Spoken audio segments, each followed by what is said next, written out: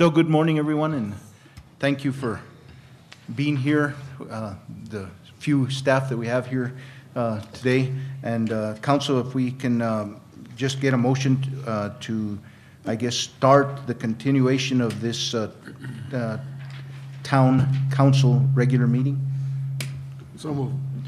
We have a motion and a second. Would you call for the vote, Renee, please? Councilmember Peralta? Yes. Councilmember Gonzalez? Yes. Councilmember Han? Yes. Councilmember Cantu? Yes. So we'll go right into matters from staff, financial update, presentation of the monthly financial report for the period ending December 31st, 2014. Good morning, Mayor, council members. So in front of you, you have the December financial report. Just a couple of highlights on the gross receipts tax. December's tax distribution, which is October's activity, was up 11.72% over last fiscal year at this time. Most significant increases in category were in retail trade, which was quite a bit at $99,051 or 32%. The second one was in accommodation and food services at $21,941 or 17%. Decreases, other services, $5,000, and healthcare social assistance at $3,945. Our year-to-date growth rate is up 0.60 at this time using last year's actuals for this comparison on the report. And we've already received January's distribution, which is November's activity, and you can see that on the bottom. And it was up also 8.92% over last time this year. Any additional taxes we continue to receive over our 2% projection, just continue to build up our reserves in getting to that 3/12. Expenditures. On expenditures, most of the departments continue to stay within 10% to last year's budget at this time. Big expenditures for the month of December was the workman's comp. That's the other half of the payment for all of the funds. That was $183,750. We did have some backlog in the finance department. We pay the town-wide fuel, Xerox, other utilities, and we caught up on the Right Express, so that was a big cost. So that brought our comparison up more realistic because we were behind on those. And general fund expenditures are down by 0.30% from last year at this time, and 4% under the proposed budget to actual. Our ending balance still, we continue with our 1/12, along with the 37 days of additional reserve, and we would need 23 more days to get to our 3/12. Under capital projects, the month of December, Camino de Merced construction, we spent $210,000 on that, $34,000 on the rooftop, the HV units and the fans at the swimming pool, swimming pool locker rooms and showers, and then $14,000 for preliminary engineering at Weimer Hills on the Weimer Hills water project. And our this month capital operating one time, it was $3,400 for some small items, which we'll be bringing back to put that in a general fund department at mid-year. Other than the capital projects spent to date, we're at $1.2 million, and with a $32 million budget, that's only a 4% through our budget. But granted, that $24 million in the airport construction is the whole project throughout. So right now with the construction of the airport runway, I think it's up $5+ million. So we can maybe make that adjustment also at mid-year, so it doesn't look like we're not moving these capital projects. And then other than that, no debt service due now in January. And I stand for any questions on just the summary or any other ones. Councilman Peralta? Yeah, Marietta, down at the bottom of your report on the bonds, Yes. do you have the rate on those bonds? Yes, I think I have them here in my budget. Which one in particular? All of them, or? Yeah, we were talking the other day about possibly rebonding, or, and I was just wondering, what were the rates there? And because we're probably looking at about a, what, 2 to 3% rate now? So let's see, on Fund 40, which is the Eco Park one, we're in year 2014-15, it's at 2%. Next year it goes to 2.4. The highest it'll go is 3.97 in 2025. So that's on the Eco Park. Town Hall? Town Hall. Town Hall, 4% across the board. So that one definitely, when we get to the next item to look at the financial advisor RFP, definitely that one. How about the streets? Street is 1.895 throughout. So that one's pretty, we did that funding pretty much when it was low. Okay, then the next one is due in May of 2017. That's probably not even worth messing with since It's, yeah, almost one done. out. Yeah, that probably won't be, and it's this last few years at 3.6 and 3.7. Okay. And then all of the other ones we do want to look at are all the water and sewer ones, which are all at either 5 or 4%. And I know I had brought those, and we'll bring them again with hopefully the financial advisor contract Okay. when we do that. And then the landfill one, that's up to the landfill board, so. And the one for the landfill board is up to the landfill, yes, with our recommendation also. And that one is at, well, actually, that one too is going to be retiring here in a couple of years too, 3.4 and 3.5 for the last couple of years. So a little late on those two. Mr. Mayor, the reason I say that on those short-term ones is that the cost of rebonding is more than the rate of interest that we're going to be paying on those for a couple of years. Right, and I think by, I don't know if it's by regulation, statute, whatever it may be, we have to have at least a 3% savings of some sort throughout before to do the actual refunding. All right. Thank you. Sure. Thank you, Marietta. Sure, so second page is just the numbers on general fund, and I'll just do a quick 5-point right here. Our year-to-date revenue is $5.2 million. We've done $95,000 of transfers out, and then our expenditures are 4.801 right here, with an ending balance of $2,793,080. And no changes of projections on this report. Like I said, we'll bring mid-years back in next Tuesday, and we'll have another review of everything, of some of these revenues that we usually focus on: gross receipts tax, the bigger ones, which percentage-wise is at least 80% of our revenue. So these other ones I'll take a look at and see how we're looking through the end of the year with the same type of formula, but things are looking good. And next page is just the graphs. And a little bit on the special or other funds.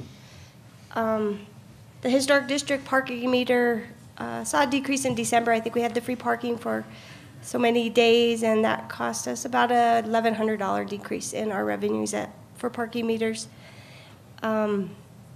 Still, our increase is up 61% from last year to this time.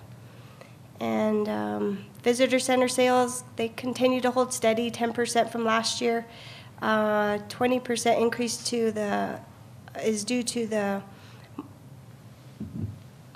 visitor center expenditures is quite a bit up, 20%, because last year we paid everything, half of stuff from visitors or the marketing budget, and then some from general fund. This year we're doing all of the marketing budget out of the lodgers tax fund, which is in the visitor center. Regional landfill is revenue still up, but tonnage is still down. I have an email out to the consultant who did our rate study to see where we're at on helping the landfill get that funding that we need to do the next cell. And other than that, just a comparison how these flow, which is pretty consistent of GRT up here for November at 840, Marietta, just one second. I think Councilor Peralta might have a question on Okay. the landfill. No, I'm going to go back to the parking meters. When did we put the new ones in? I think we put in November 11th last year. Okay. So those So- first July through November were hit and miss, broken. I think Right. we had several. So you can see now we're on a better So- track. Let's see, Chief. Have the meters been holding up pretty well? Good morning, sir. Yes, sir, they haven't. I mean, kind of a ongoing maintenance, and every once in a while we have problems, but by and large, they're doing well. But not anywhere near the old, No. oh, Crap that we No, had. no way. They're doing very well, actually. okay, thank you. Yes, sir. Probably already paid for investment on that one. So, good. Other than that, I stand for any questions that you may have on the monthly report. Any concerns you see, Marietta? No concerns at this time. We'll get a good picture now that we find mid-year budget workbooks are due to me on Friday. So I'll start putting those together and seeing what cost savings. We're not going to have too many because we have to offset some insurance costs and some final PL leave outs and stuff like that. So, but we still should have some kind of available money to put away for that 23 extra days. Council, any questions? Is that the X there? Oh, yeah. I don't know if you want to go through the GRT reports or. Sure. I can see here. Where'd it go?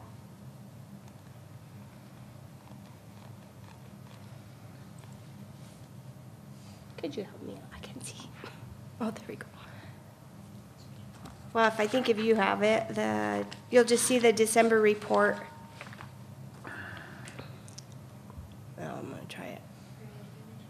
Yeah, could you?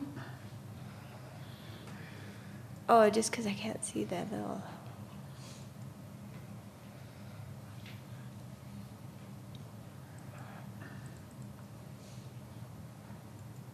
Where is it going?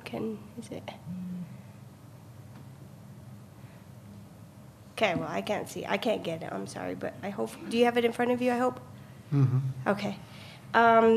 So just like I said, we're 11.72 from this time last year to this month, with 962,834 collected, and at year to date, a 0.60.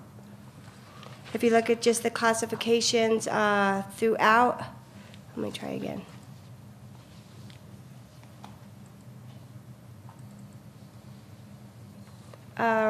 Just a summary throughout, the retail trade was 99,000, 14 on construction, big one 21 on food accommodation services, and then some minor ones throughout, 1,900, 2,000, 5,000 on other services, and a big decrease in the food distribution one at 47,000.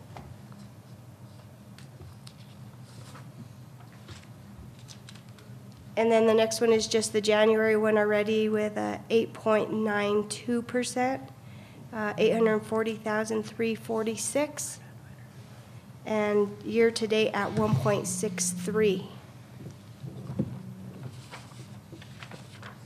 And classifications, on this one was retail trade, 31,000. And other unclassified establishment at 7,900. And the majority were up and a few that were down. They just so fluctuate, but you can see the bigger ones, which in general retail trade is the one that's coming in. When you talk about retail trade, what? That's all the stores like Walmart and Ace Hardware and those ones there. And I just ran this one real quick this morning, like a total where that increase is happening, and like it is 154,000 throughout the 7 months is in construction, retail trade at 91,000, And the accommodation and food services is the one that is really down at 173,000, and that's in total. I'm sorry, you don't have that one because I just ran this one this morning just to get a picture. So, I stand for any questions.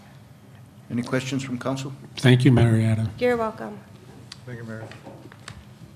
So I'm just going to stay here. Thank you. I'm next. Thank you.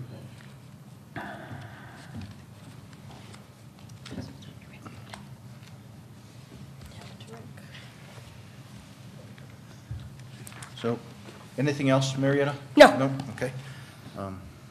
I'm just next here, Mayor, so I'm just not moving. Okay. So the draft RFP for financial advisor services, directions to staff on draft request for proposals for financial advisor services. And not to break it, but did you have to do a vote on that second one or that first one? You don't usually, I don't know. Okay, no, okay. Just a question. Just the mid-year. Okay. So during the last management administration, I worked with Oscar on getting this financial advisor RFP out, and I've used a couple of samples from GFOA, from a place in Albuquerque, and then the county also had one. So these are things that I'm looking at trying to procure services for the town as a financial advisor, mainly the refunding of bonds, which is very important, either revenue or general obligation. We don't have any general obligation right now, and any financial other services as required or requested by us. So it just lists down 15 items. I don't know if you want me to go through them or if you have any questions on them, just to assist us and our general counsel and staff in financial matters, especially bond refinancing, ratings, and sales. Survey the town's financial resources and existing indebtedness and advise proper course of action, policy direction. Evaluate the cash flow of any revenue sources. Analyze and report the advantages and disadvantages of any proposed financing. Prepare a written plan for financing the airport expansion project and other major town projects that may arise. Assemble and transmit to the bond attorney, state agencies, or banks as required in the preparation of these documents. Assist the bond counsel, so those will be outside of of this work on the official statement. And then recommend provisions of terms, conditions, size, financing, terms, and all of the above. And assist the town in obtaining the best bond rating for from the bond rating agencies. Right now, the only rating that we have is on the town hall issuance that we did. That's the only rating that we have. We don't have a town-wide rating. We don't have a rating for the town right now. And then the sale of the bonds and the advertising, assist the town in the closing, and attend council meetings, oral presentations, and the results of either recommendations and reports to the manager. Oh, I'm sorry. I'm going to take that out. Finance director and to the town council. That was the assistant town manager. And then work with staff to review and update develop policies and procedures related to town financial management.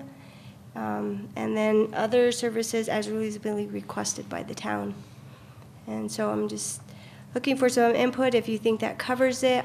If you all see something more that you want to add to this. And how will these go out? Would the newspaper or? We will do an advertisement. We'll do it like, we're going to advertise it like it could possibly be over 60,000, just so that we go through the process. That's not necessarily saying that's how much it costs. It's the first time I've done this, but I think the standard practice is they don't really charge you for issuances until they do them. But like on, say, policies and other things, they may charge like an hourly service. So I do have to look at the structure on how the fee would be on there, but standard, that's what it usually is. So we do it in the newspaper, send it out to any advisors. There's not very many that are actually registered with the securities division that they have to be, so they have to be qualified actually, so you can't just Not anybody could just propose on it, so there's like a pre-qualification. So I think we have like 5 in the state, maybe 6 in the state, I'm thinking. And give them a couple, maybe 15 days open, and then get the schedule too. I didn't have the complete one, but Sharon is working on the complete RFP on the evaluation points. And I should hopefully have that ready by the end of the day so we can get it out this week.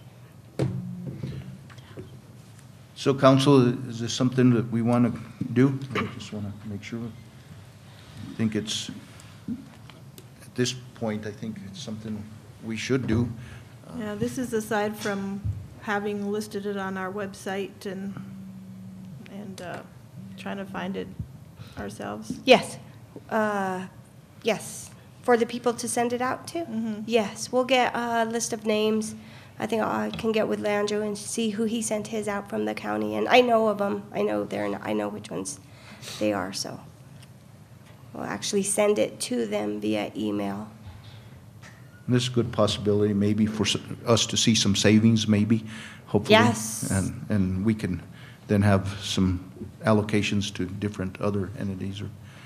Yes, hopefully some savings on those bigger ones with bigger interest rates. I mean, we don't have, thank goodness, $43 million of debt.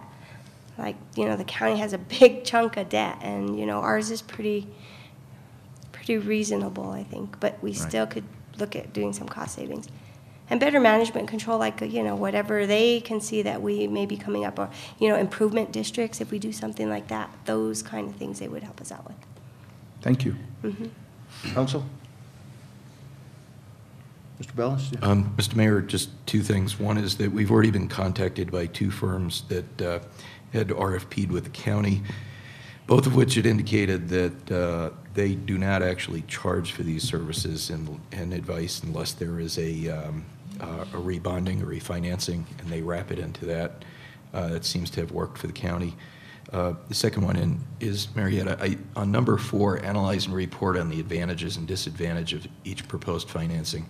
That may cover it, but I know in particular, you and I have had conversations with Councilman Hahn, who had some questions about rate structuring for the utilities. Oh, right. And we might want to expound on that a little more, rate analysis and recommendations on possible structuring.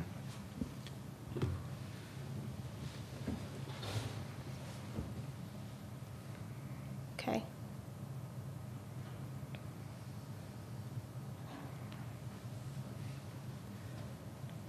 So I guess the direction to staff, Councilor Burrell. I guess that my question is really that, are we relying on bonding people to give us advice, or are we relying much more on a much more, I should say, are we looking for somebody who is much more of a financial advisor and a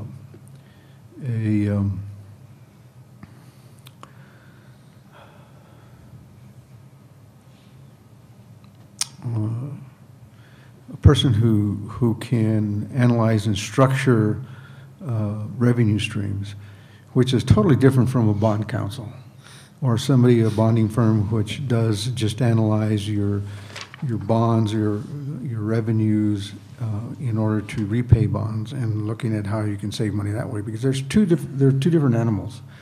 And I would be looking more for somebody who is much more general than somebody who's looking just at and what we can do to restructure our debt, because and there's companies out there that do that, and so I would want to make sure that we gear the RFP to the second rather than the first, because it's much more of an analysis, not just to say, okay, well, you got enough revenues to pay for these bonds, and if we do this, you make you so much savings.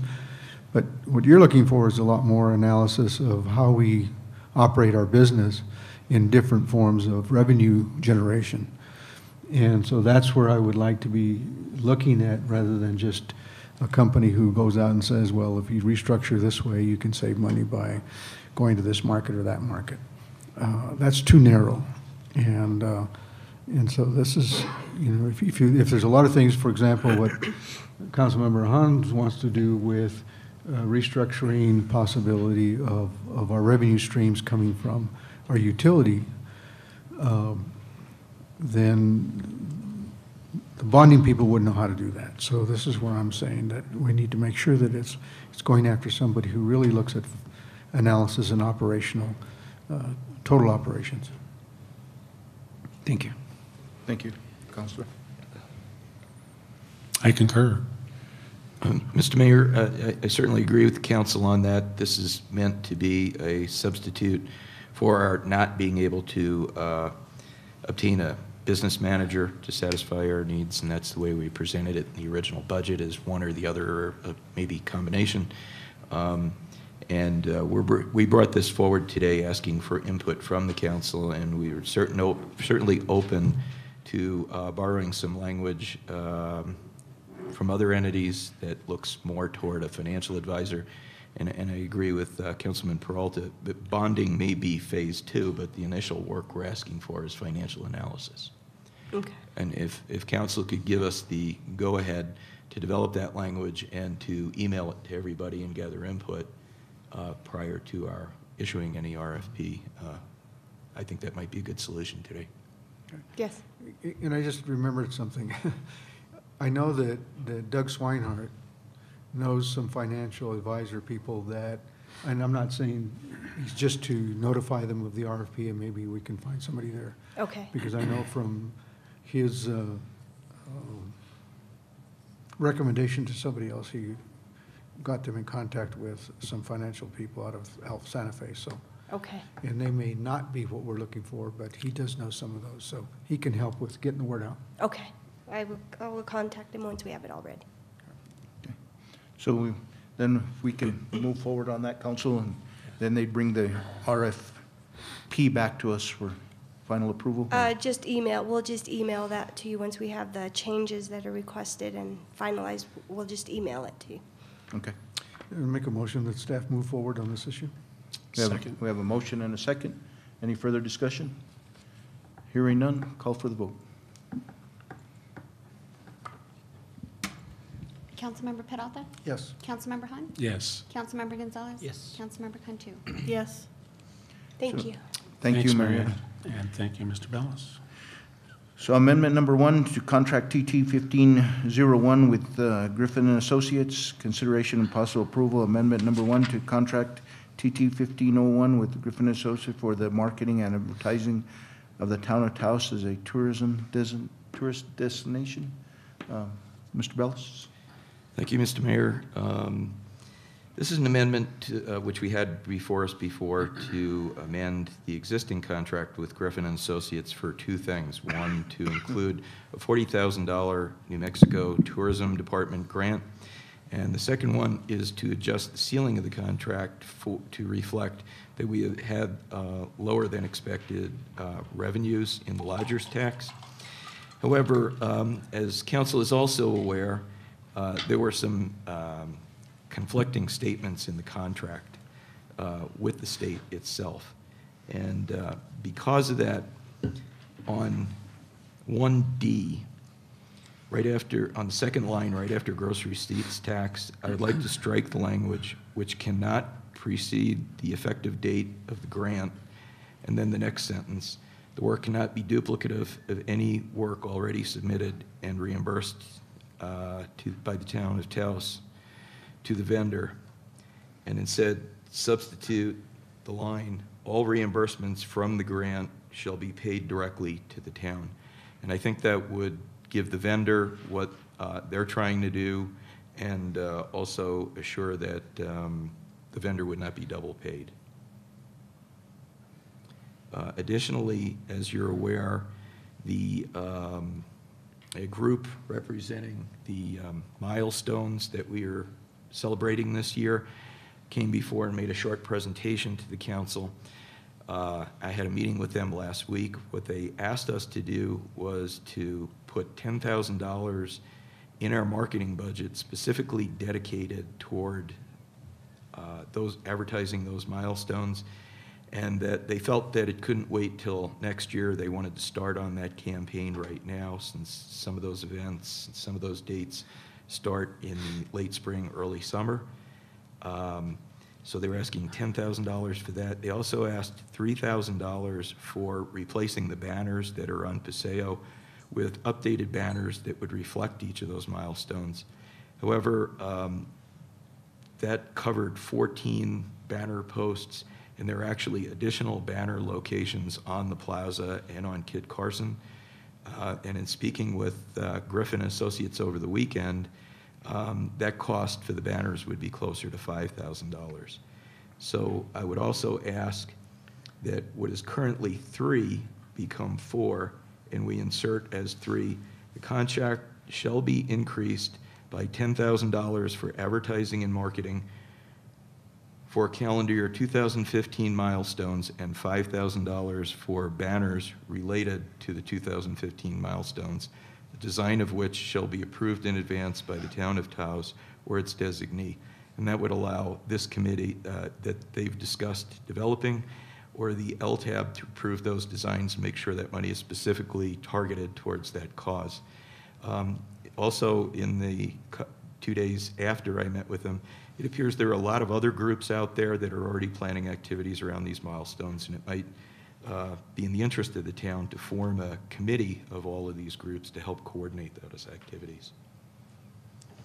And I apologize, we were not able to make those insertions on your copy, which we didn't work out till this weekend. And unfortunately, our law clerk that has the original of this is out this morning ill. Councilman Peralta? Mr. Mayor, Mr. Bellis,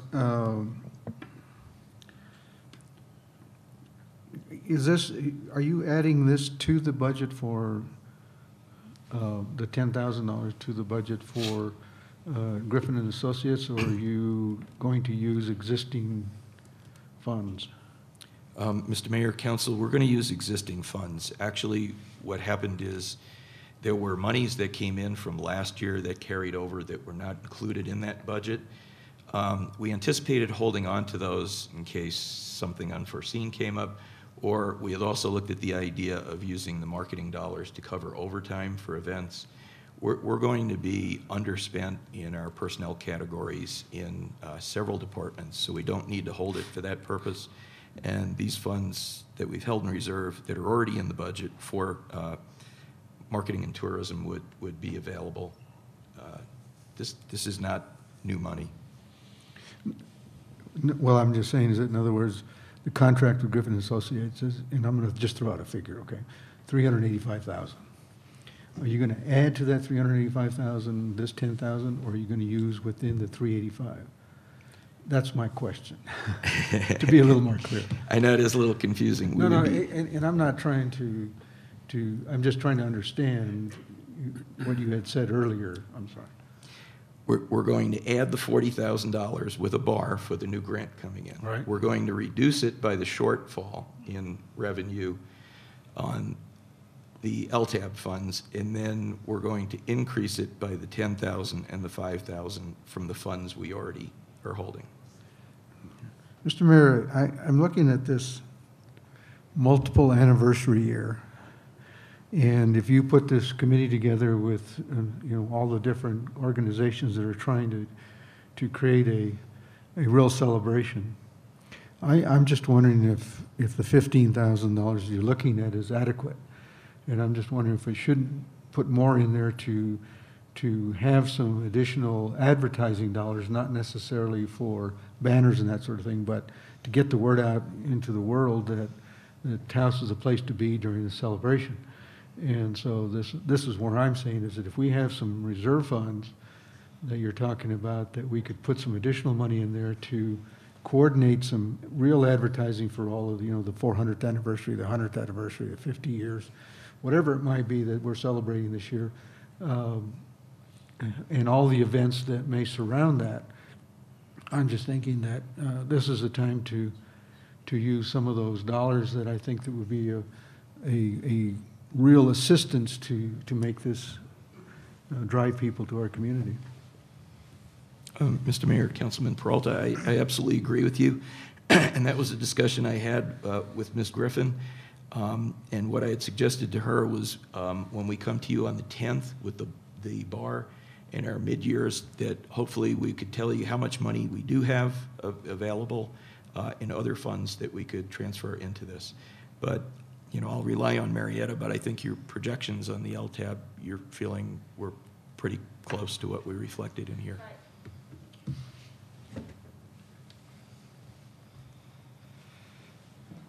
Right, they were. And that's one thing it is the lodger's tax that we are decreasing, but we've already made that adjustment.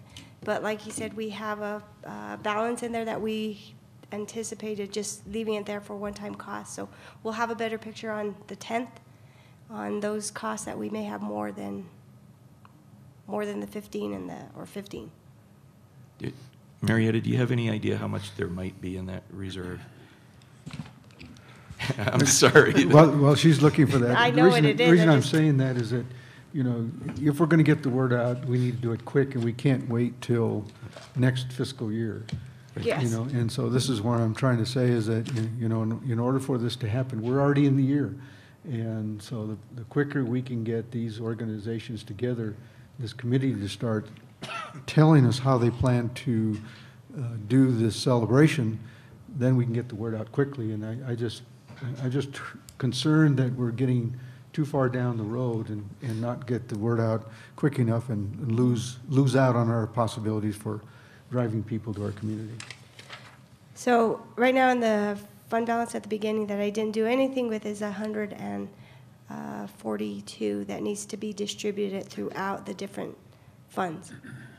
So that's what we're going to look at mid-year and make sure those revenues that didn't take in, you know, we already took into account the 21,000 because we were just working with current revenues over expenditures. This was just at the end of the year. I project they come in differently, and so we have 2 years to spend that on obviously one-time costs of things that we need. So do we have the 21,000 that we carried over, or the 144? We have the 142. Oh, okay. I Well, just- then whatever council's wishes are. Mr. Mayor, I'd like to suggest that we put in reserve for use on this celebration up to $50,000, not necessarily that you'll use it, but you'll have it there if necessary. So we'll bring that with a budget adjustment and actually put it in as a budget item so that it's there to be spent as needed or whoever authorization. And that'll be on the 10th. And this is strictly for the celebrations? Just for the celebrations of this year. I have a question. I was wondering, in those funds that you're just talking about, is that something that the town could also use in any shortfalls to possibly fund some events through the summer that would be bringing tourists in from, you know, different places? It's all lodgers tax funds, so whatever those tourist-related activity, events, whatever it may be, can be used with that. Yeah, okay, and yeah, I think we do need a committee. I've been I was going to speak with you this week about that to see that we were on board with everyone who'd been presenting to us and to see what part the town was going to play and how we were going to be supporting them as well, so glad that came up today. And that's only there because last year we had a decent year in lodgers tax and the reporting by the end of the year and how it flows. This year's revenues are down, and so we just adjusted the current year's budget by that 21. So, you know, there's discussion on what else to use it, but for sure 50 and whatever committee LTAB board works with. We just don't do it right away until we get the first 6 months out of the year and see how we're looking, you know, just in case there's a definite shortfall in advertising dollars that we want to replenish those with that. But I think the marketing budget is going okay now. We need to do the RFP and get that going. Actually, we're waiting for the LTAB to send that RFP back to us. So. Anything else from council? So I think that's a motion. yeah. I don't So- know if I got a second. So. Well, so we want to approve the amendment to number 1 inclusive with an additional amount of money? Is that one? Well, the additional amount of money is for staff to use, not necessarily for Griffin to use. So this Right. wouldn't be in the Griffin contract. This would be in town reserve funds to, I mean, it could go to Griffin or whoever's placing the ads, but this is money to do the things that are necessary to create the celebration this year. So that's all I'm doing is saying that I want to reserve those funds for that purpose, and they don't necessarily go into the contract. At the town's discretion. Yes. In that case, I would suggest you treat it as two separate motions. So that's one motion, that Council Peralta, we have a second to that? Second. And a second to that. Any further discussion on that? If not, call for the vote. Councilmember Peralta? Yes. Councilmember Gonzalez? Yes. Councilmember Cantu? Yes. Councilmember Han? Yes. Okay, so then if we go back to amendment number 1 to the contract TT 15-01 with Joni Griffith. Move for approval as amended. Okay, we have a second to that? Second. And a second. Any further discussion? If not, call for the vote. Councilmember Peralta? Yes. Councilmember Gonzalez? Yes. Councilmember Han? Yes. Councilmember Cantu? Yes. So then now we go out to item G, proposed ordinance, fine schedule and conditions.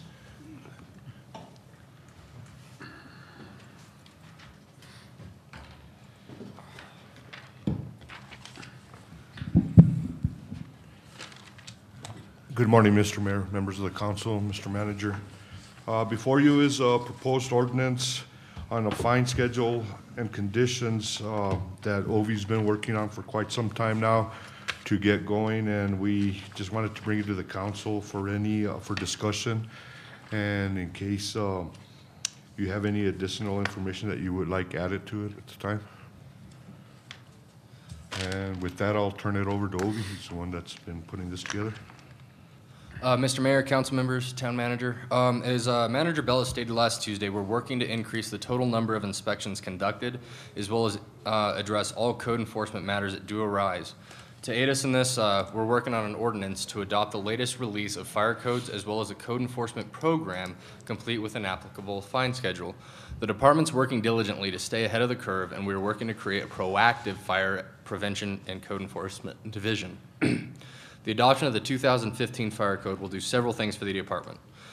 By bringing the department to the current and latest fire code release, we will be operating on the same code set as the State Construction Industries Division, who mandate which local code sets planning departments will be operating under, affecting both county and Town of Taos planning departments. As well as the New Mexico State Fire Marshal's Office, who is currently working on adopting the 2015 fire code.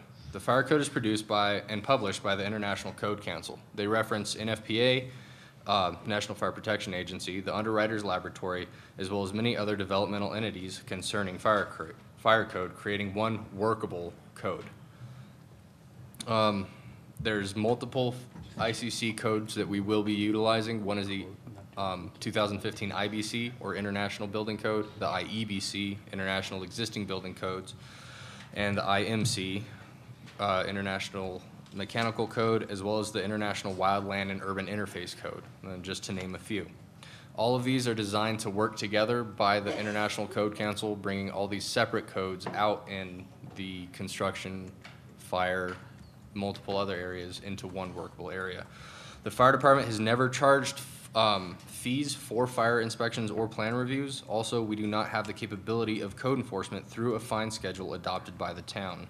This is also an additional driver of the ordinance, is ISO, or Insurance Services Organization.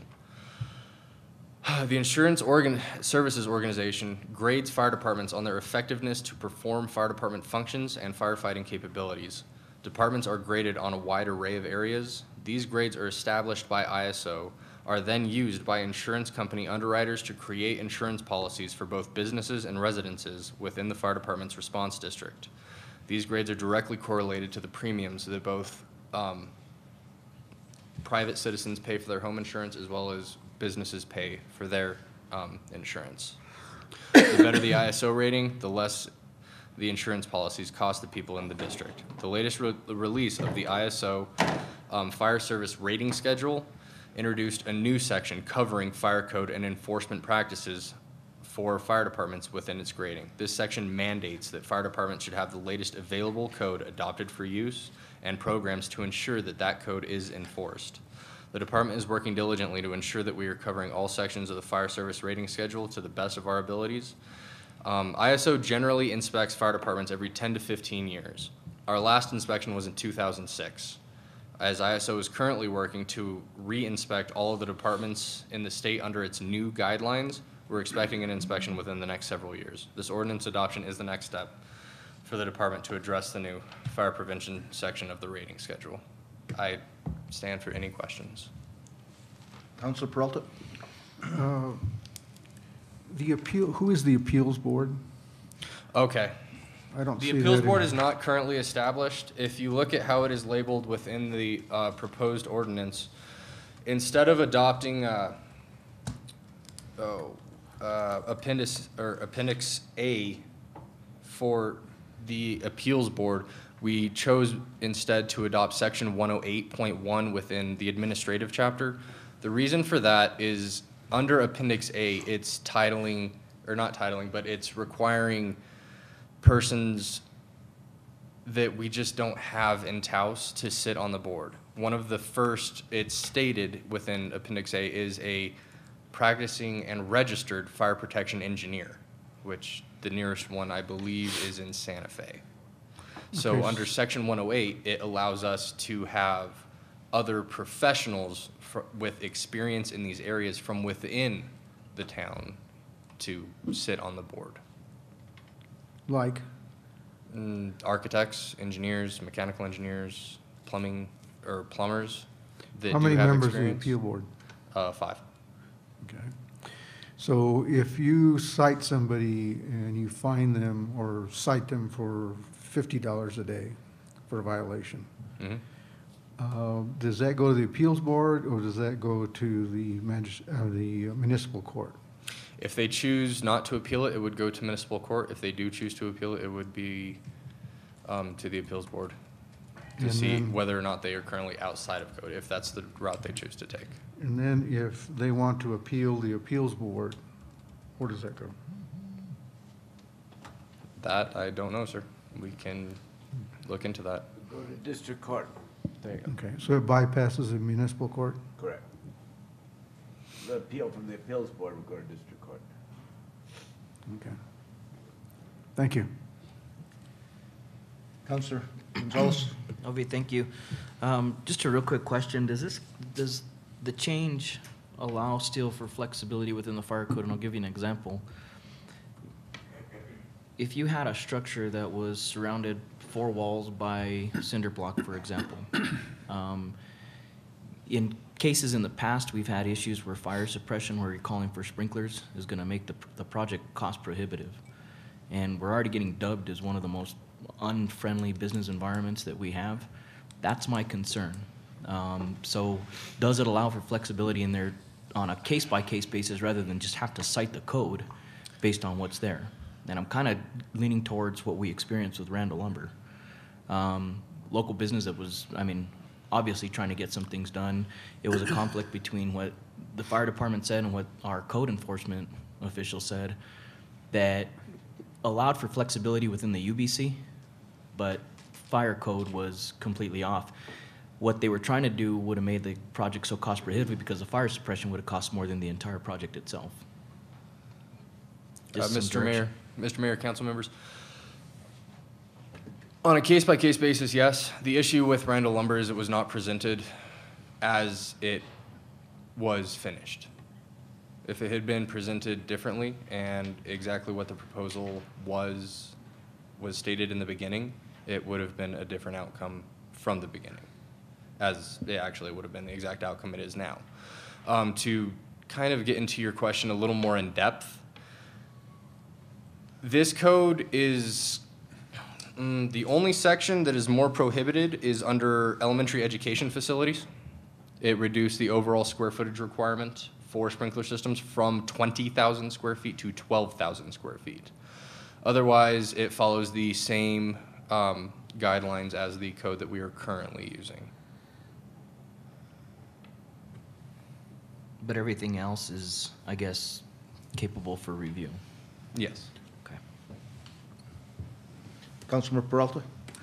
Just very quickly, I was going back through and I didn't find the appendix. Which appendix? Well, it would indicate to us who sits on the appeals board or anything else that relates to this, because this is fairly simple, but it doesn't give the defines. So I Appendix. would just ask that when you bring it back, that all the attachments to the code, to the ordinance, would be there for us to review. Thank you. Thank you, Councilman. Mr. Mayor, if I could please.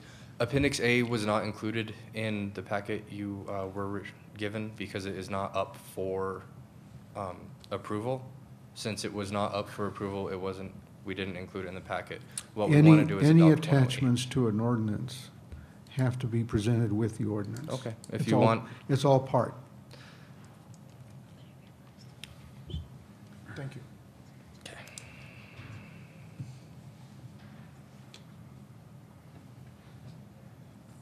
So is this going to give you the, I guess, the teeth you need to, that you're looking for? Mr. Mayor, yes. Okay.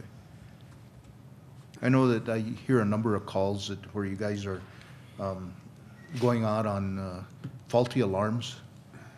I know that you guys have multi calls and how do we address that? I know you guys get called out and a lot of times it's just a faulty alarm. Is there?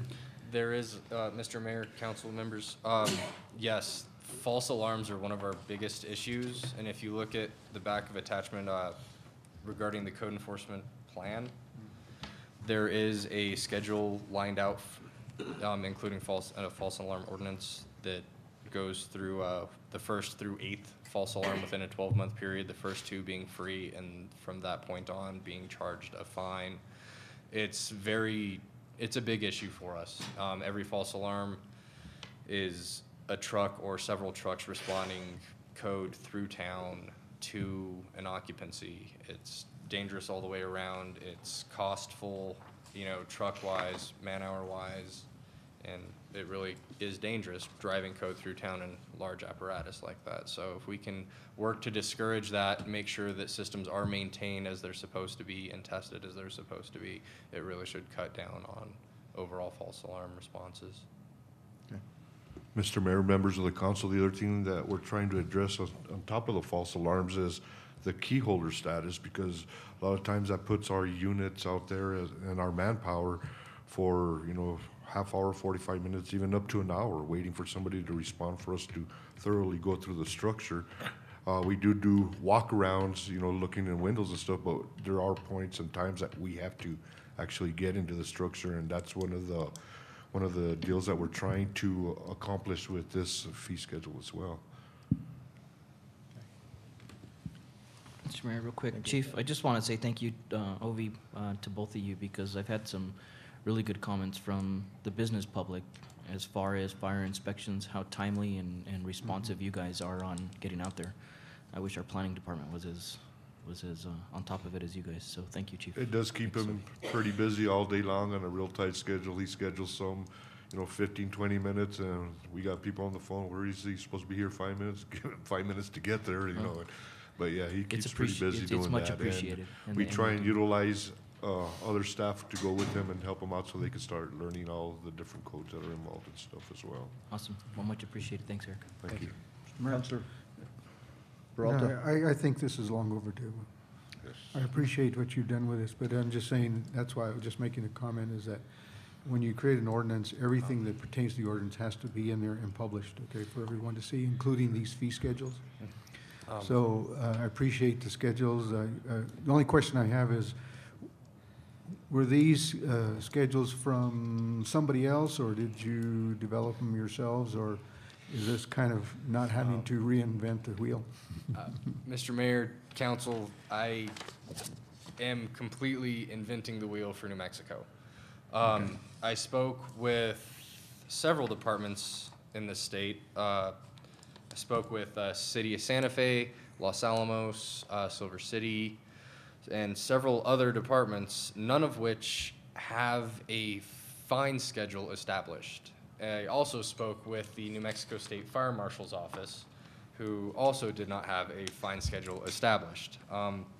As it happened, both the fire marshal for Los Alamos as well as the division chief for New Mexico State Fire Marshal's office requested everything that I had come up with so they can use that to build their templates. Everything that I found along the fine schedule, I dug out from the East Coast and just tried to find as like towns or areas as I could as compared to Taos from the East Coast. There really isn't much in this general vicinity. I looked pretty thoroughly through Colorado as well, into Arizona, and as well as California, to try and keep things as uniform as possible. In New Mexico, the only real schedule that anyone has is an actual fee schedule for services provided. So that would be CO inspections, annual inspections, plan review, things of that nature. No actual enforcement fine schedules. So that's where this, yeah, that's how that happened. Do you have in there, I'm just going from the titles, do you have in there the provision for charging a fee for anybody who has an alarm in their home or in their business? Not an inspection fee, but just an annual fee to try to create revenue, so when you have a false alarm response or something like that, you have something to pay for that? Mr. Mayor, Council, I think what you're getting at is an alarm permit. Is that? That is currently handled, Chief, is that by you or by dispatch? Dispatch? Yeah, sorry, Central Dispatch was handling that for the town, and I can't answer or speak to what happened with the current move. But there are permit schedules that we can adopt and bring forward with the ordinance if that's something you would like for fire alarm services. Now, within your citations, you have a limitation of $500. Mr. Lopez, is that under the misdemeanor? Is that the maximum that we can find? That's correct. Okay.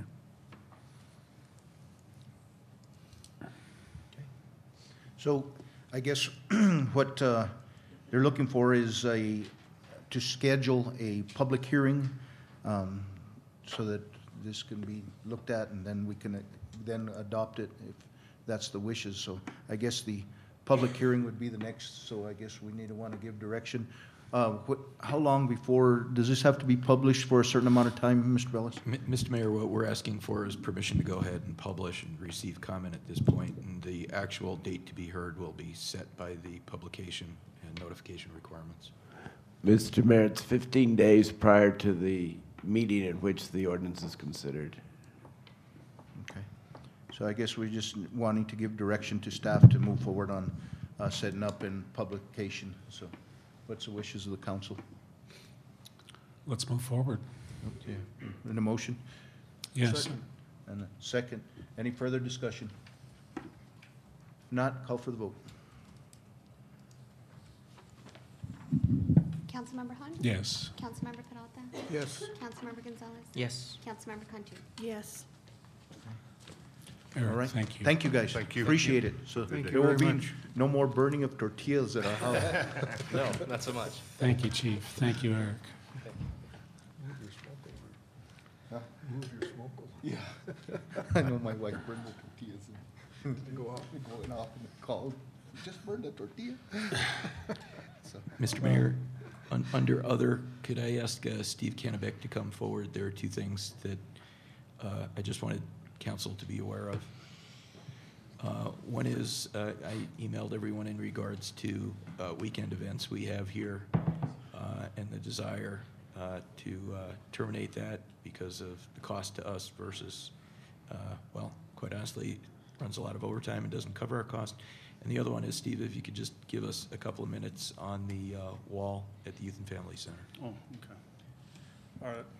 Good morning, Mr. Mayor, Council. Are there any questions on the issue here at the Civic Center?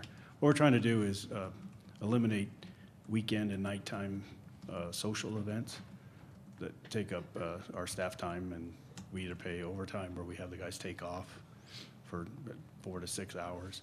Yes, sir. What are we charging for one of those events? $75. So when you figure in the utilities and the cost of our staff, we're over. And so, I mean, it's kind of a remnant of the convention center.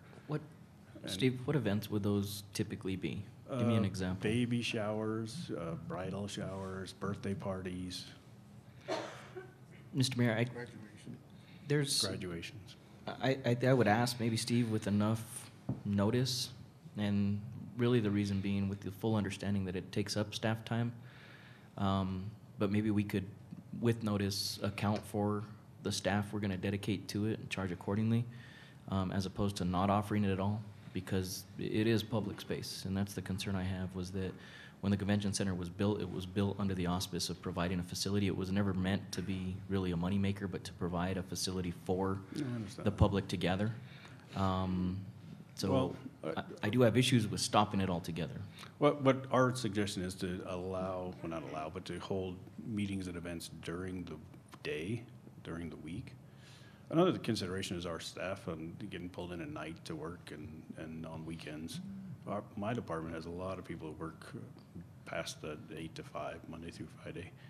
I'm trying to mitigate that as much as I can.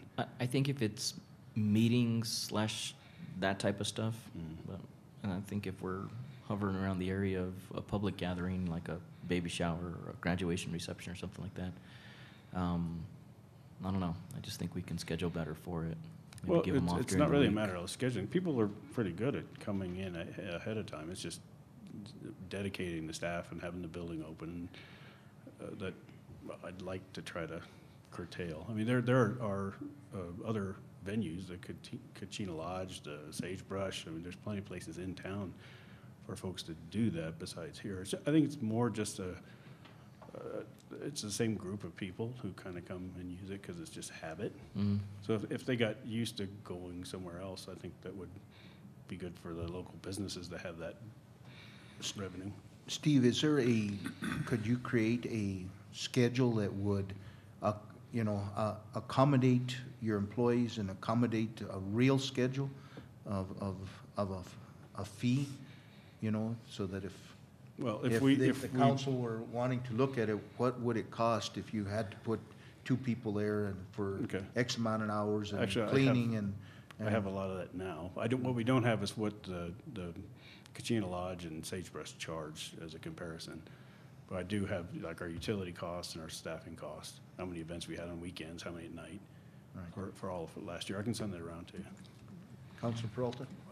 For a weekend event, sometimes they're 5, 6 hours. Right.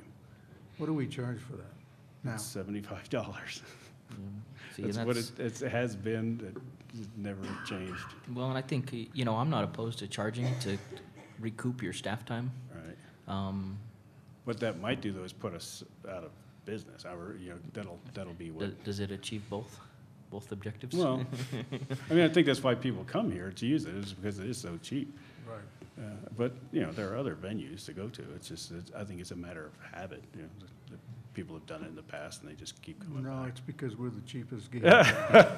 Seriously, we always have been. Right. And, for example, even when you had the convention center, we were charging nothing for the use of it. And Well, quite often people would get the fees waived, so that's, and I get the part where it isn't a revenue generator, but it'd be nice to at least break even. And we use the 2 people, we're down to 2 people here, and we use them for other than just running this place. They work over at Town Hall, they work at the library, the visitor center, they maintain one of the roundabouts on the bypass. So I'd rather have them working on those things than, and when they're here, if there's a birthday party, they're working on what they can here, but it's a lot of time, there's a lot of idle time. So what is your cost? $75 an hour? Yes, sir.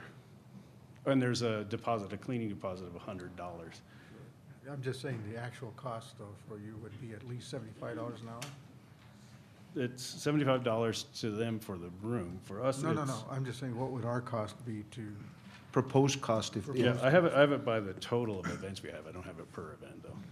so if I was here and I was having my birthday or graduation party for 4 hours on Saturday afternoon, how much did that cost the town to That's provide those services? 4 hours of labor at time, well, I try to keep it down so it isn't No, overtime. I'm just saying. So $14 an hour times 4 hours plus utilities.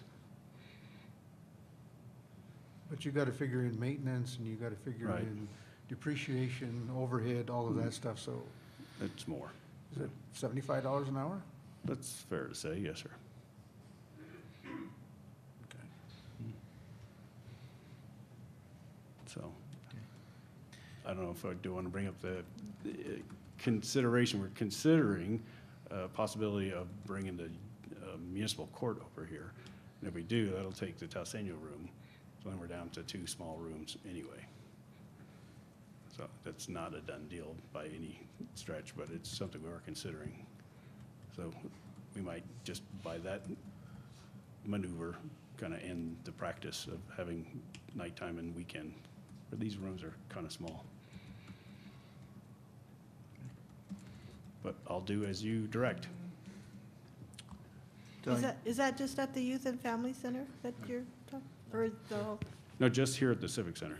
So that Taoseno room there and these 2 rooms on the side. oh, I see. Occasionally, we rent out the council chambers, but we try to avoid that just to keep the wear and tear down. So it's those 3 rooms that we use. Plus the patio.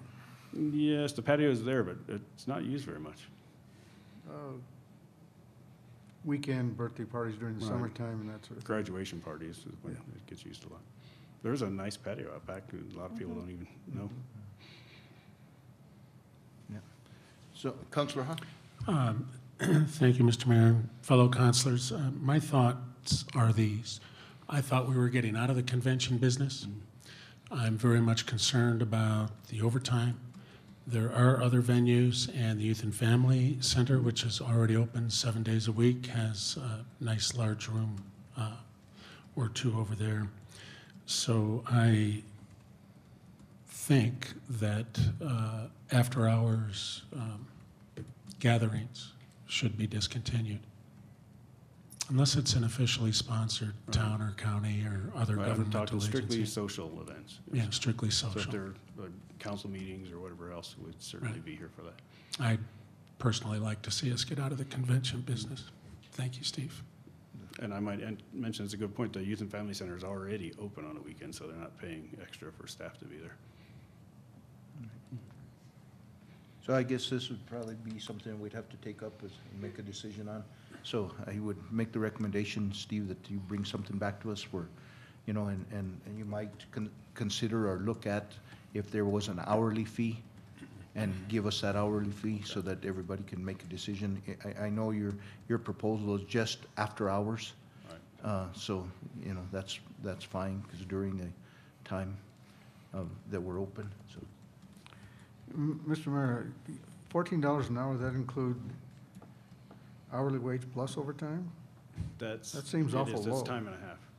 Well, these guys unfortunately don't get paid that much. I think they're right You about haven't 12. included in that benefits, though. No, sir, I haven't. Add We it just do in. the hourly rate. Add it in. Okay, I will. Yeah. I'm just sorry, so that No, I hear what you're so saying. that you truly, if we're Capture the going to total do this, cost, we yeah. really know what the cost is going to be, because it's terrible to come in here and say, oh, by the way, I missed 20%. Yeah. Yeah. Well, what's also not included in the numbers I did is the time we give off instead of pay. So if they come in and work 4 hours on a Saturday, they take 4 hours on a weekday to compensate, so we don't pay overtime. We've done that a lot, just to keep the overtime cost down. Well, if we're charging our customers to pay for those costs, might be something nice for somebody to take home and when they're not paid what they should be paid. No, I hear you. Okay, I'll do it. Councilor Hahn, did you? But I don't want that on our hands. I want, Mr. Mayor, just to finish it, I don't want that on our hands. It should be on our customers' hands. Okay. Did you have something? No, I was going to Okay. reiterate Councilman Peralta's concerns, but he's addressed them, so. Okay. Okay, so Then, how about the wall? So the wall at the Youth and Family Center is in terrible condition. It's at the point of failure. Just recently, one of the rain gutters, one of the major downspouts fell off. The water melting off the roof is leaking from all points. The rain gutters failed, so it's not draining off as it should. It's just coming straight down. And if you look to the far end of the parking lot, the top two panels on the wall are bulging and could fall at any time. Julie Scansey, our building superintendent, thinks they could hold out till spring, but I don't have that confidence. I think we've fenced the area off for safety reasons, and I can't tell you that it's going to stay. I think it's going to fall at some point. We have, in accordance to the Just clarification. Yes, sir. We're talking about the east wall of the ice skating rink. Yes. Okay, just to East make sure wall, we're. okay. Yeah. I was up there the other day just to look at it. We've been taking pictures of it, just kind of track the progress of the condition of it, and it's getting worse.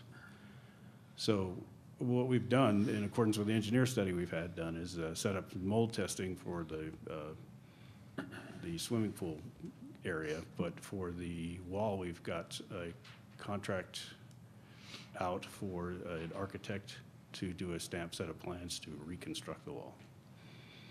So that's where we are now. Councilor Peralta? Mr. Mayor, Steve, two things. One is that as part of that wall reconstruction, if they could put an extension on the roof so that the water doesn't run down the wall, but runs over the wall. That would be a good thing, yes. You know, as part of that, just that would help a lot. The other thing is, walking by there this morning, I noticed there's a lot of moisture around the doors on the swimming pool, Right. in the stucco. Mhm. So we're still having some issues with too much Yes. humidity in that building, so. Well, through Brian Greer and Phoenix Mechanical, they've pretty much gone over that Dectron unit and recommissioned it. A lot of money's been spent on getting it back into condition. So Brian, if you ask Brian Greer, he'll tell you that it's operating correctly. Now, part of that might be is the structure itself, and if you've seen the report, the engineer report, the infrared shots show that the walls around the doors of that building are not in the best condition. In the last month, I haven't noticed any moisture as it used to be, okay, and, which is great. But this morning, on that south wall, just over the patio doors, they were wet. So this is something that I haven't seen recently, so I'm just making a mention of it. Okay, well, maybe get Julie and I'll go take a look. Okay. Thank you. So has that been, if that happens to fall, has it been blocked off? So Yes, sir. if it happens to fall, nobody will get We've hurt? got snow fence put up the whole length of the wall, far enough out, we think, that if anything falls, it'll just fall on that side of the fence. Then if and when it does, we're keeping an eye on it daily, so if that happens, we'll clean it up right away and get it safe. Okay. All right, and you'll keep us informed. Yes, sir. Thanks, Steve. Thank you, Steve.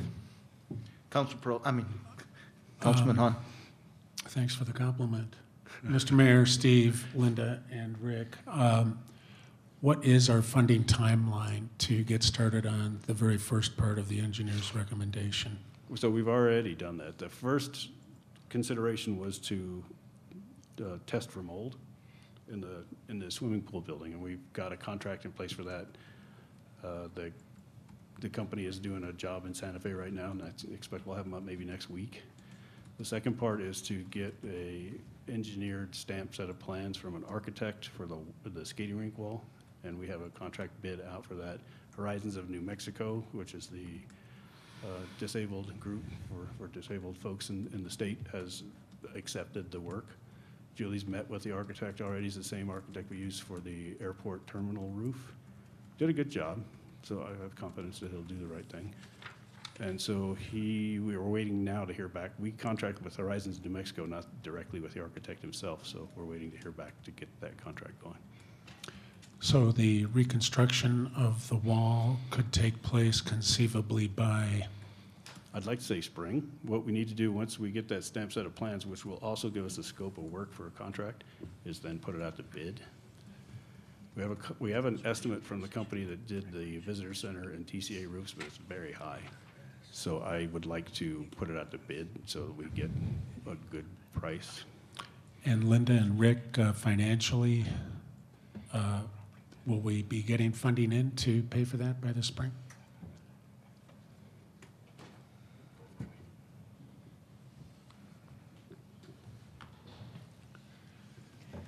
Mayor, Council, we are applying for a CDBG grant.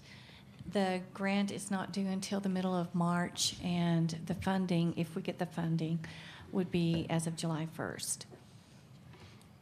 So we can apply not just for that particular wall, but also some of the roofing issues. There's several different phases in that assessment report that need to be addressed.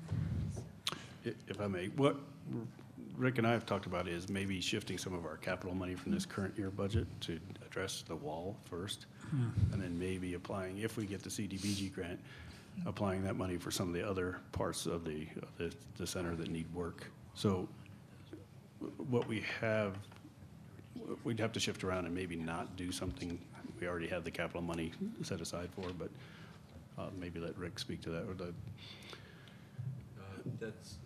That's what we were just talking about. There's the 100,000 for the roof on Pueblo Hall. Right. So, I mean, do you think this is enough of an imminent emergency that maybe what we should consider is shifting that 100,000 over there to take some emergency measures?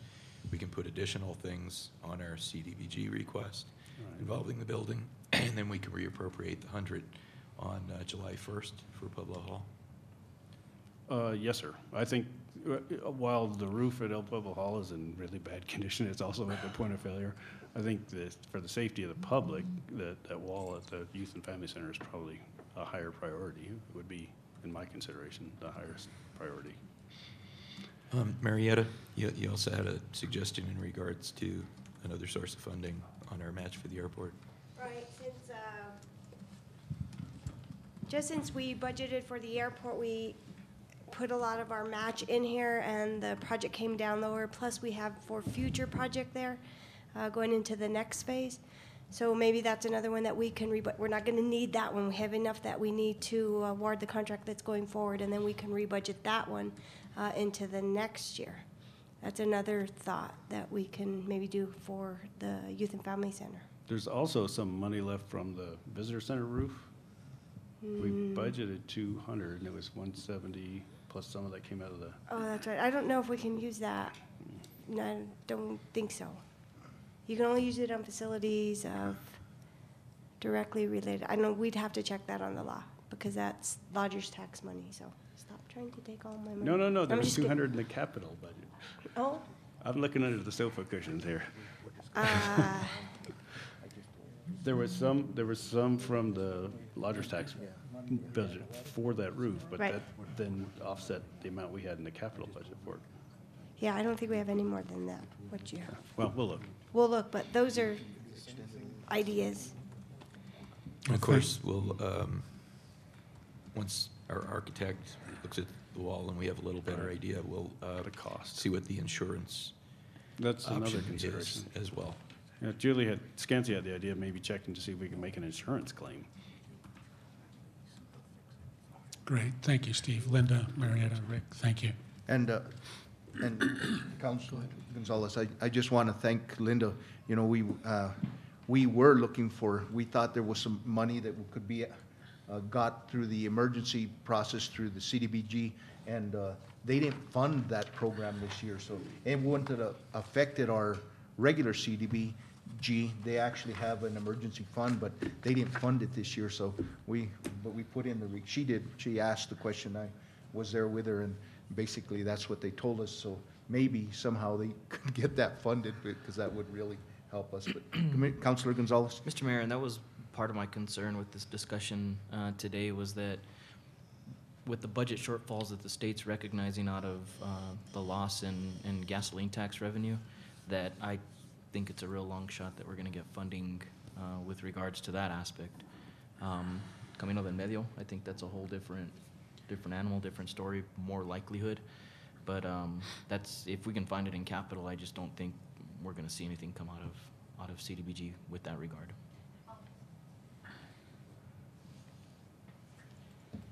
Counselor, the CDBG funding is very separate from the capital outlay funding. So that's, there are the funds there, and so that's a separate, what we're doing are two different applications, one to CDBG and then one to capital outlay.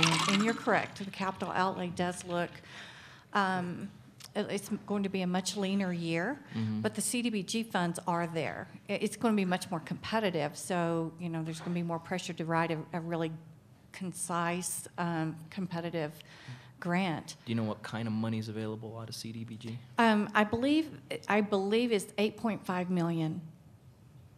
Slim for a big state. Right. Wow.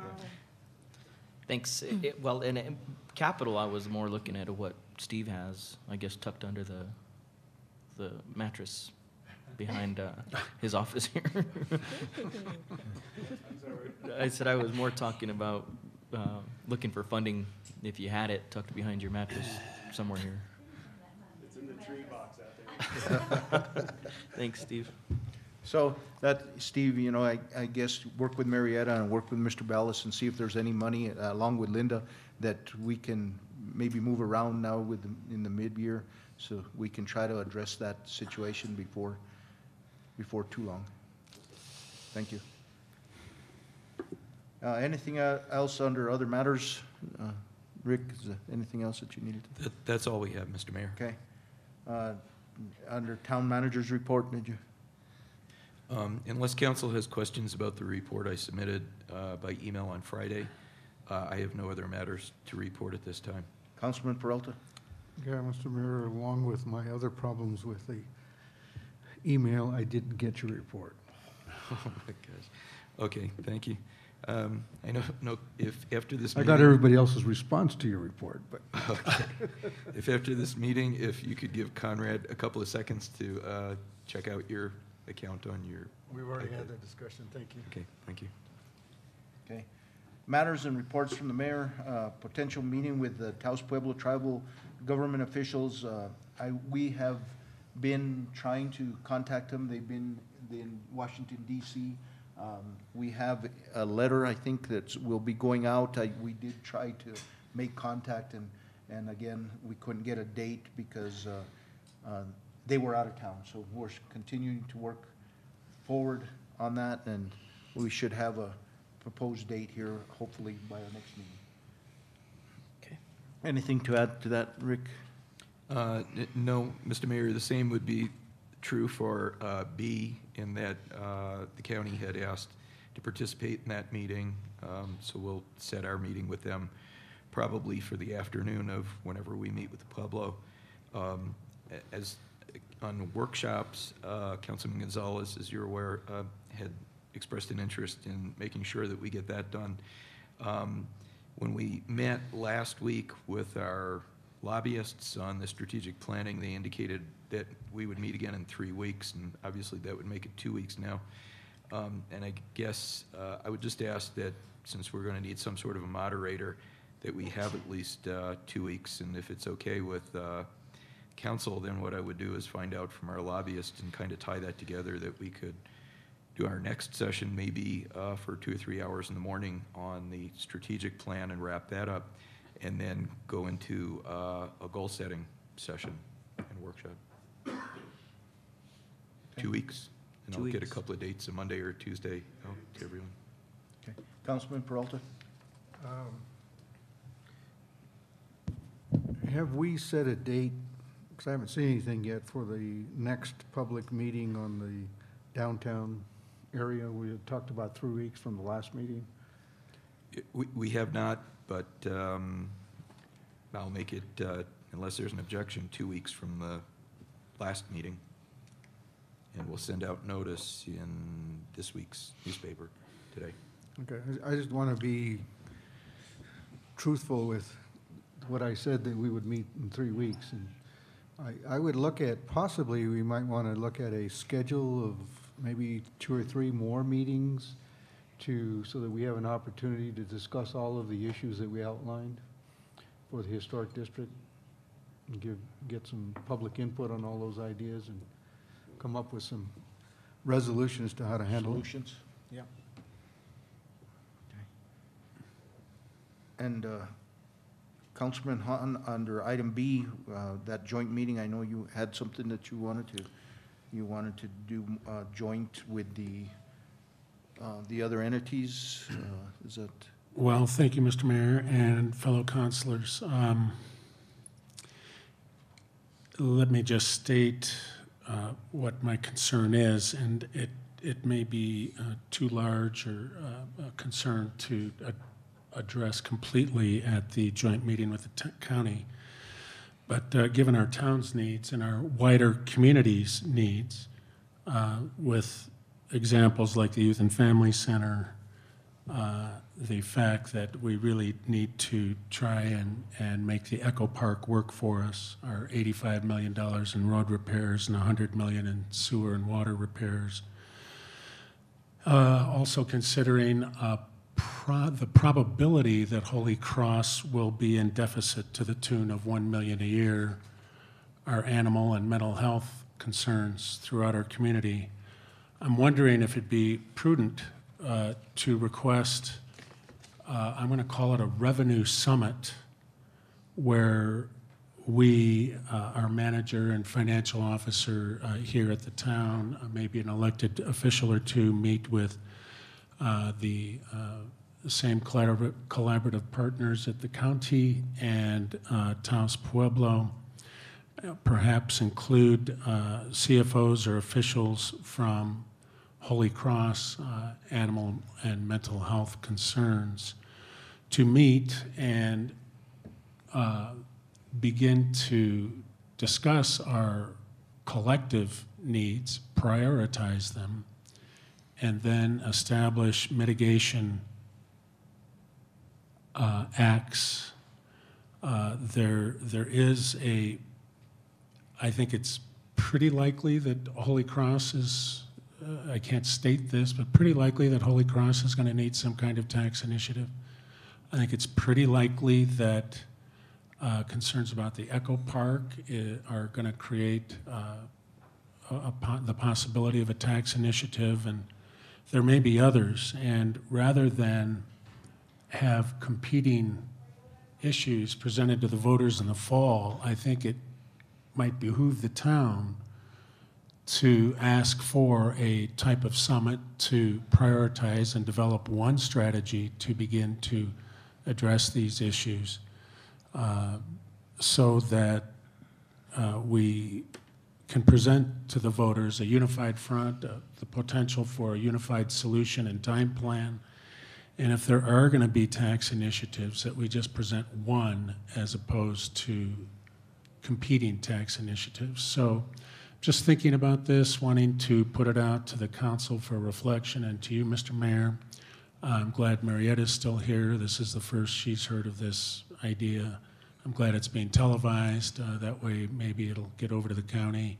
The manager and I have discussed this, albeit briefly, but that is my concern. We are facing huge, in some cases, potentially catastrophic conditions that we must address. And in some cases, there is a true need for a collaborative effort. And I'm thinking of the Youth and Family Center, Echo Park, other issues. So I'll just put that out there for your consideration, and maybe we can come back to it, or pending your guidance, direct a course of action now. Thank you. Thank you, Councilor. Under other matters, Mr. Bellis, I just would like maybe our lobbyist to come in and give us a report, because we're going to, that hold harmless tax initiative, we really want to pay attention to that, because that's something that could really impact our community.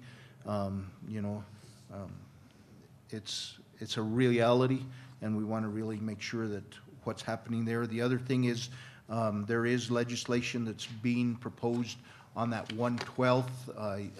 That's a county thing, but it really impacts us all, because if that is not allocated to the hospital, that, you know, there's some legislation they're really looking at some of the other counties that are actually, Taos County is one of those counties that receives more money than they put in, and some of those other counties are clawing back at that. So, you know, could be a big impact again to the hospital budget. So there's some things that we really need to pay attention if we need to go out and try to help with those initiatives.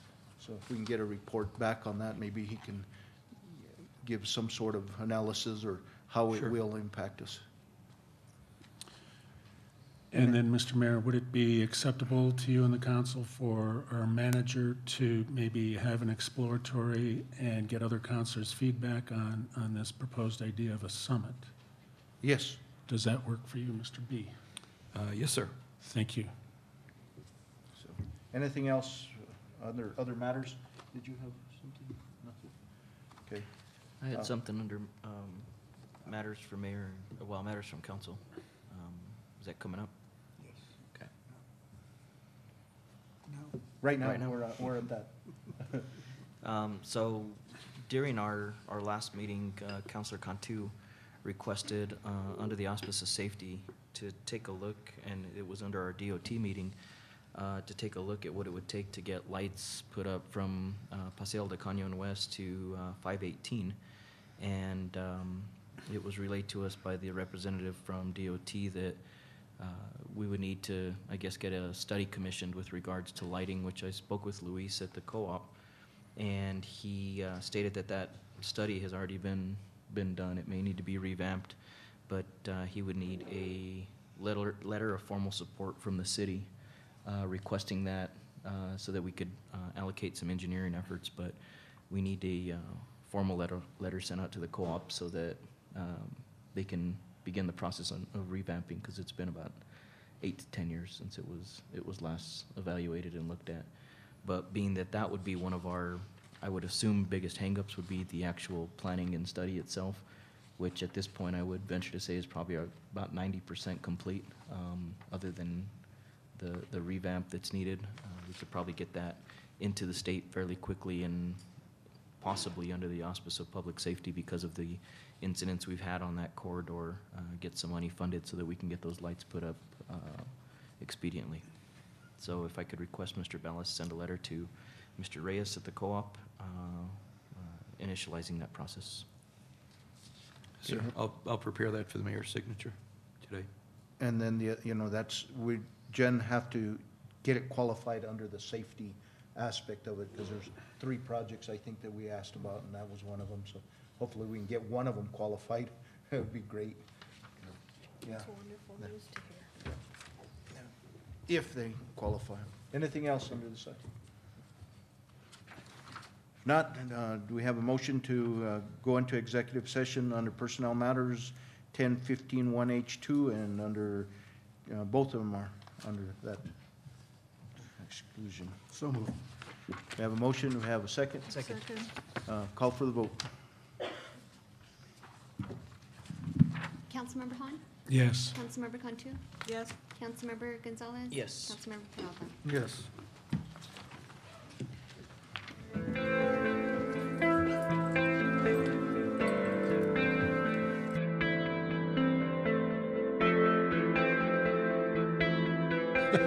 Unless you're twins. We have a motion to come out of executive session into regular session. So We have a motion, do we have a second? Second. All in favor signify by saying aye. Aye. Any opposed? No? We'll look to our attorney for, Mr. Mayor, members of the council, we went into executive session to discuss 2 matters that are listed on the agendas, personnel matters, which are under the Open Meetings Act exemption 10-15-1H2. These items may be discussed in closed session under that exemption.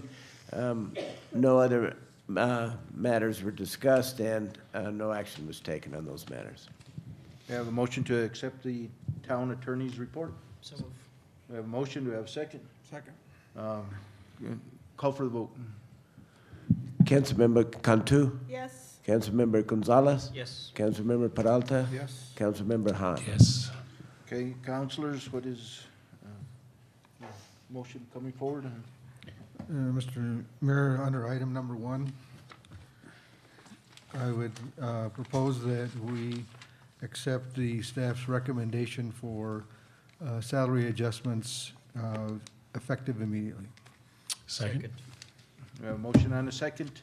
Any further discussion or any discussion? No, call for the vote. Councilmember Cantu? Yes. Councilmember Gonzalez? Yes. Councilmember Peralta? Yes. Councilmember Han? Yes. We have a motion to adjourn So move. Second. and a second. All in favor? Aye. Any noes?